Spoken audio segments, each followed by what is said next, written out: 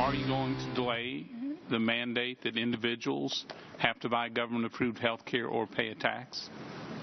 No, sir. Are you going to delay the open enrollment beyond March 31st?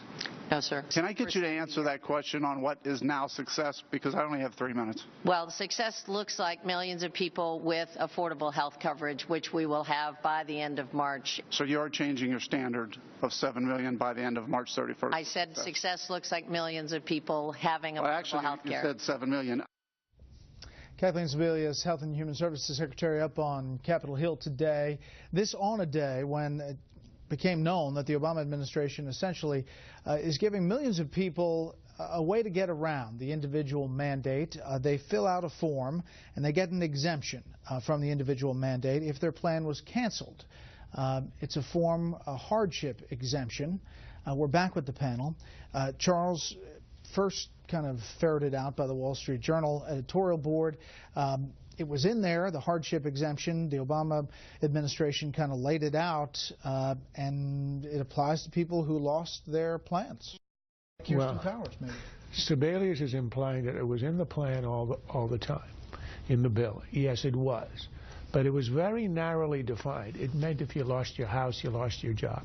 If you're living in the back of, a VW, then you're a hardship case and you're exempt on the individual mandate. It's now been redefined so that all you have to do is to claim that going into the exchange would create a hardship. I mean, it's ironic. It makes Obamacare itself is the hardship, which is slightly ironic, but I think she is beyond the reach of irony, so she didn't quite see it. All you have to do is say, this is hard on me. You sign a paper. You don't have to provide any documentation. It's essentially a cancellation of the mandate.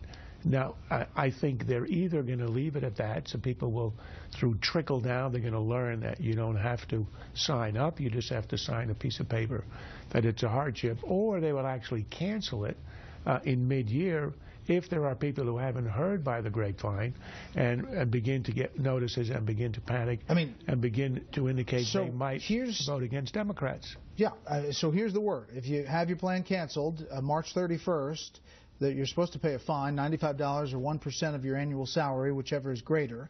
But you could fill out this form that says it's a hardship, and you don't have to do that.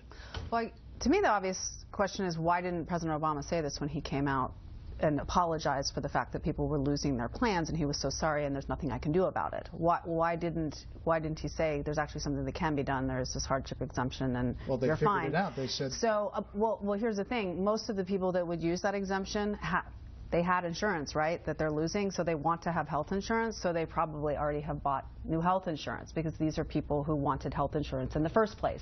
So the chances of any of them going past March 31st without it, there will be a handful of people who couldn't afford it because their premiums went up so much, but I bet a lot of those people already, like me, already bought insurance. Which is the 3/4 of the 4.2 million who had insurance before. Right. George.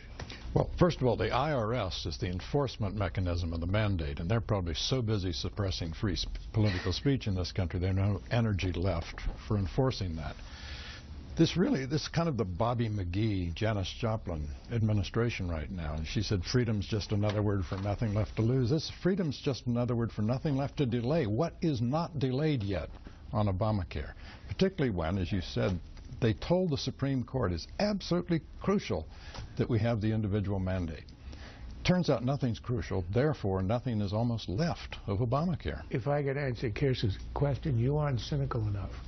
When Obama announced the delay originally, he was hoping that it would apply to a very small number of people, because if a large number accepted that they weren't required to do Obamacare, it would kick out the financial struts under the exchanges. You need these people to go. So he was pretending so it would look as if he was allowing people to go without it. But he did it in a way that would minimize the number. Under the new dispensation, you could get millions who stay out of the exchanges, and then it will really wreck the financial basis of the entire structure of Obamacare, and that's why he didn't announce it. But no, yeah, because when he came out, he was basically saying, okay, I'm sorry that I did this to you, but there's really nothing I can do about it, because of course I'm okay with it if you don't do your insurance, or want your old insurance plan back. But the insurance companies weren't going to give your old insurance plan back, and so why didn't he tell people there's another option? So March 31st comes and goes? Well, fewer people signed up in February than in January than in December. Now, the administration's response is unanswerable. February is a shorter month. Indeed it is, but the trajectory is down. Furthermore, the moral foundation of Obamacare was we have to insure the uninsured. The administration says it doesn't know how many are uninsured. McKinsey says 27%. We'll follow it. That's it for the panel, but make sure to stick around for our online show. It's a more relaxed atmosphere, sometimes gets a little crazy, don't miss it.